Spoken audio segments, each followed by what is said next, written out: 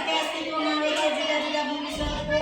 પૃથ્વીના પેટાળની અંદર ક્યારેક કંઈ હલનચલન થાય. તો હલનચલન ક્યારે થાય? તો કે પૃથ્વીના પેટાળે ક્યારેક ભૂકંપ આવે, ક્યારેક સુનામી જેવી સમુદ્રના તળિયે સુનામી જેવી ઘટના ઘટે, ક્યારેક જ્વાળામુખીનું પ્રસ્ફોટન થાય, ત્યારે જુદા જુદા ભૂમિ સ્વરૂપો અસ્તિત્વમાં આવે છે. કોઈ કહેશે મને કે કેવા કેવા પ્રકારના ભૂમિ સ્વરૂપો અસ્તિત્વમાં આવે? સરસ, બોલ બેટા. સામુદ્ર ધ્રુવી, સંયોગી ભૂમિ, દ્વીપ પર, અખાત, જ્વાળામુખી જેવા ભૂમિ સ્વરૂપો. સરસ. તો આજે આપણે આ જુદા જુદા ભૂમિ સ્વરૂપો છે એની પ્રવૃત્તિ દ્વારા પાઠની સમજ મેળવીશું. તો દરેક બાળક જેણે પણ જે પ્રવૃત્તિ કરી છે એ આવી અને પ્રવૃત્તિ છે એ અહીંયા બોલશે. સમુદ્ર સપાટી લગભગ 900 મીટર વધુ ઊંચાઈ ધરાવતા તેમજ ઓછા કે તીવ્ર ઢોળાણ અને સાંકડા શિખરો ધરાવતા વિસ્તારને પર્વત કહે છે.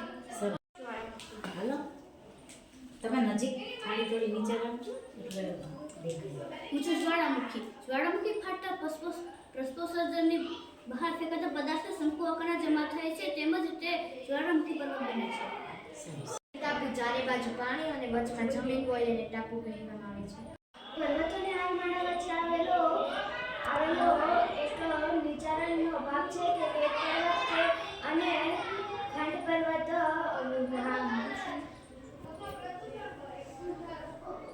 ઉદાહરણ તેને કચ્છની ખંડ કહે છે.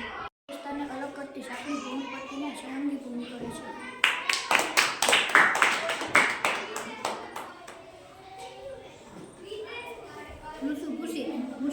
ભૂશીર એટલે ભૂમિનો લંબાદબ છેડો જે જળભાગમાં ભેરાયેલ હોય છે, જેને સમુદ્ર સપાટીની લગભગ સંજ્ઞા પણ શકાય છે.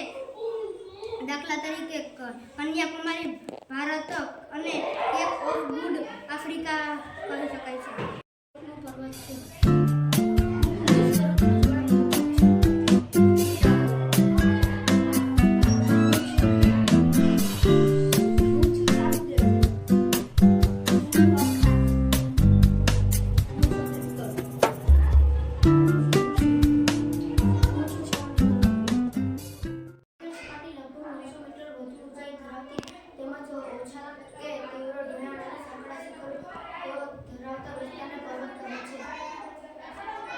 થોડું નજીકથી લઈ જાય, પાણી બધું પર્વતમાં દેખાય, પાણીનો અવાજ કરો તો પછી આવું કરો.